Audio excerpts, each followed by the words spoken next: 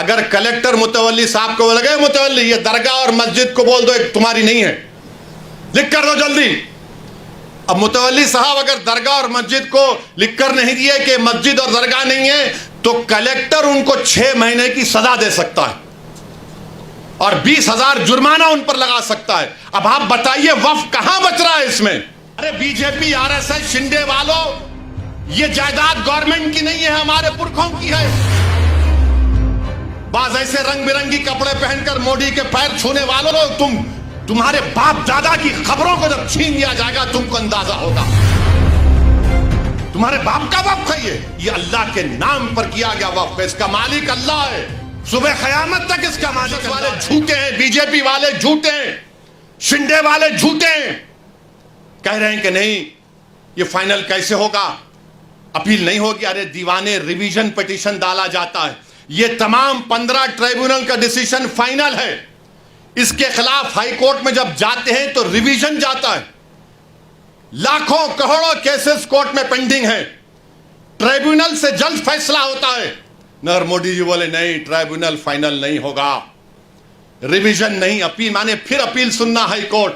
अच्छा उसमें हैरत अंगेज बात देखिए, अब ट्राइब्यूनल में केस चलता है। मोदी जी ने कह दिया कि अगर महाराष्ट्र की सरकार यह कानून बनने के बाद ट्राइब्यूनल नहीं बनाती है तो उन्हें डायरेक्ट हाई कोर्ट चले जाना। अगर ट्राइब्यूनल बनाती है, नहीं बनाती है तो मोदी महाराष्ट्र की सरकार बोलेगा हिंदू एंडोमेंट ट्राइब्यूनल के पास चले जाओ या किसी और ट्राइब्यूनल के पास चले जाओ। अगर 2 लोग हैं, एक बढ़ गए तो उन्हें सुन ले सकते हैं।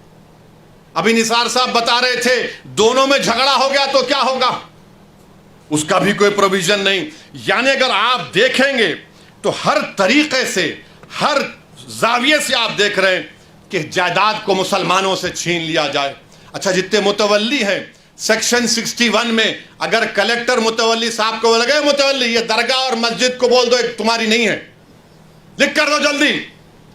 अब मुतवल्ली साहब अगर दरगाह और मस्जिद को लिख कर नहीं दिए कि मस्जिद और दरगाह नहीं है तो कलेक्टर उनको 6 महीने की सजा दे सकता है और 20,000 जुर्माना उन पर लगा सकता है। अब आप बताइए वक्फ कहां बच रहा है इसमें?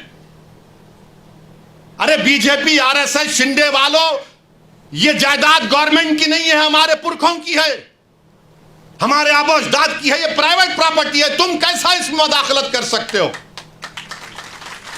मकसद एक ही है कि मुसलमानों से वक्फ को छीन लिया जाए। और मुझे आखिर में सिर्फ इतना कहना है कि मुझे मौलाना खालिद सैफुल्लाह रहमानी साहब दामन बरकातहू के अल्फाज याद आ रहे हैं। उन्होंने कहा कि वक्फ की जायदाद एक इबादत है, एक इबादत है। वो हमको हमारी इबादत से महरूम कर दे रहे आप। दरगाह सलीम चिश्ती है, बाज ऐसे रंग बिरंगी कपड़े पहनकर मोदी के पैर छूने वालों, तुम्हारे बाप दादा की खबरों को जब छीन लिया जाएगा तुमको अंदाजा होगा। तुम जब चमचागिरी कर रहे हो नरेंद्र मोदी की जाकर, बड़े बड़े आस्थानों के तुम वाबस्ता, और याद रखो बड़े बड़े आस्थानों से वाबस्ता होने की बुनियाद पर तुम बड़े नहीं होते। अल्लाह का खौफ और उसके हबीब से मोहब्बत तुमको बड़ा बनाती। वहां जाकर बोले नहीं ऐसा नहीं है। अरे तुम्हारे बाप का है ये वक्फ, तुम्हारे बाप का वक्फ है ये अल्लाह के नाम पर किया गया वक्फ है, इसका मालिक अल्लाह है। सुबह क़यामत तक इसका मालिक अल्लाह रहेगा। मगर ये लोग जाकर चापलूसी कर रहे हैं। बिस्मिल्लाहिर्रहमानिर्रहीम, अस्सलाम वालेकुम वरहमतुल्लाहि वबरकातुहू। मैं आप तमाम के लिए एक पैगाम दे रहा हूँ इस वीडियो मैसेज के ज़रिए, जिसमें आप तमाम से गुजारिश है। और आप जानते हैं कि नरेंद्र मोदी की हुकूमत ने एक ज़ालिमाना और एक गैर दस्तूरी वक्फ तरमीमी बिल को पार्लियामेंट में पेश किया है। उसके ख़िलाफ़ एतराज़ात देने का वक्त 15 दिन का दिया गया है और 15 दिन की मोहलत 13 सितंबर को ख़त्म हो रही है। तो मेरी आप तमाम से गुजारिश है कि all India Muslim personal law board ने जो QR कोड के ज़रिए हमको ये सहूलत फ़राहम की है कि हम इस प्रपोज बिल के ख़िलाफ़ अपने एहतजाज को और अपनी मुखालिफत को दर्ज करवाएं। तो उसका तरीक़ाकार ये है कि आप पहले अपना फ़ोन को लेकर उस QR कोड को देखिए और उस QR कोड को स्कैन करने के बाद आपके पास ये आएगा, एक ब्लू बटन आएगा ओपन जीमेल को आप प्रेस करिए और उसके साथ ये सब तमाम चीज़ें आ जाएंगी। इस पर आपका ईमेल अकाउंट ऑलरेडी है या डाल दीजिए, फिर उसको आप सेंड कर दीजिए जैसा मैंने अभी सेंड किया है।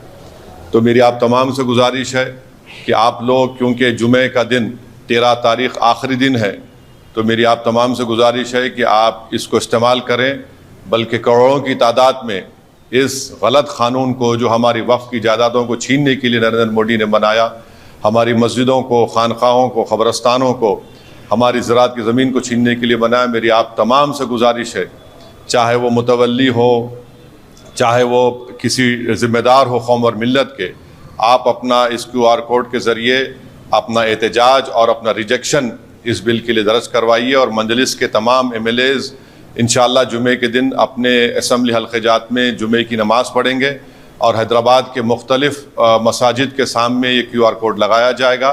और तमाम मुसल्लियान से और ख़ास तौर से मेरी माँ और बहनों से अपील है कि अपने घर में बैठ कर बड़ी तादाद में मेरी माँ और बहनें इस काले क़ानून के ख़िलाफ़ इसका रिजेक्शन करें QR कोड के ज़रिए। बहुत बहुत शुक्रिया। अस्सलाम वालेकुम।